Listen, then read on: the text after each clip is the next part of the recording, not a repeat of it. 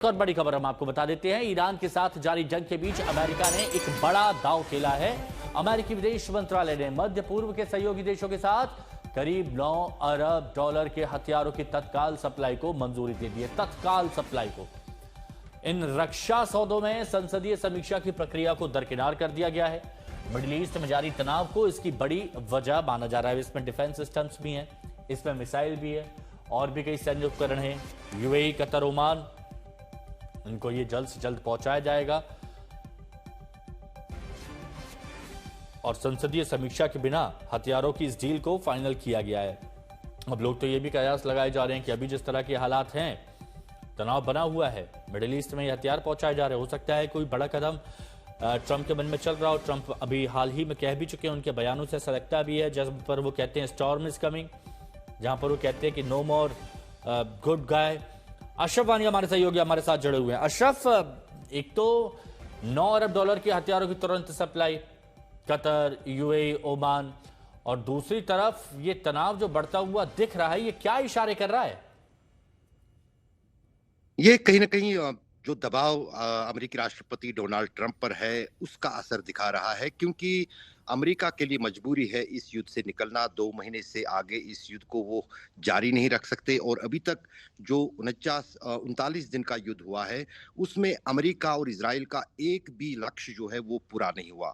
कोई लक्ष्य पूरा नहीं हुआ, बल्कि एक और तनाज़ा खड़ा हुआ, जो स्ट्रेट ऑफ हार्मुज़ 28 फरवरी से पहले कोई मुद्दा ही नहीं था। अब वही सबसे बड़ा मुद्दा जो है, दुनिया के लिए भी और अमेरिका के लिए भी और ईरान के लिए भी बन गया है।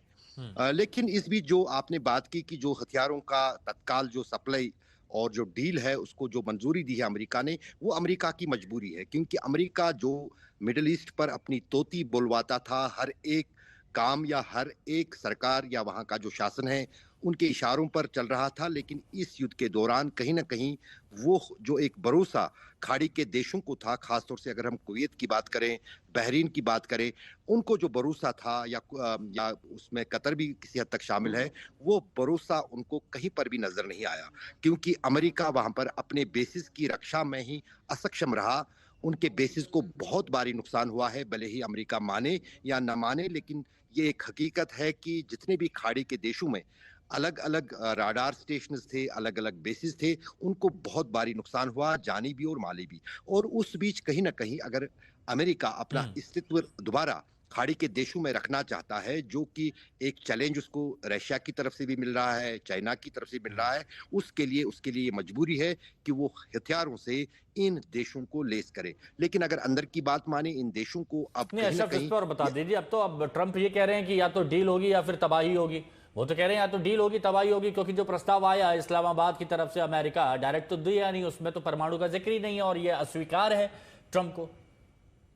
दरअसल हिमांशु, हमें वो बयान भी डोनाल्ड ट्रंप का भूलना नहीं चाहिए, जहां पर उन्होंने कहा था कि मैं ईरान का अस्तित्व ही खत्म कर दूंगा।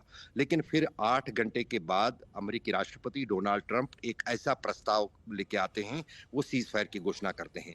तो कहीं ना कहीं हर तरह से दबाव बनाने की कोशिश ईरान पर, लेकिन यहाँ पर ईरान को दबाव झेलने की और सैंक्शंस झेलने की और आर्थिक मुसीबतों से गुजरने की आदत हो गई है पिछले 30 साल के दौरान। उन पर लंबे दौर तक इस तरह के प्रतिबंधों से जूझना और इस तरह हम्म। के प्रतिबंध सहना कोई मुश्किल काम नहीं होगा, लेकिन अगर मुश्किल होगा तो वो अमेरिका के लिए होगा। इसीलिए ये प्रेशर टैक्ट जो है डोनाल्ड ट्रंप बार बार इस्तेमाल कर रहे हैं।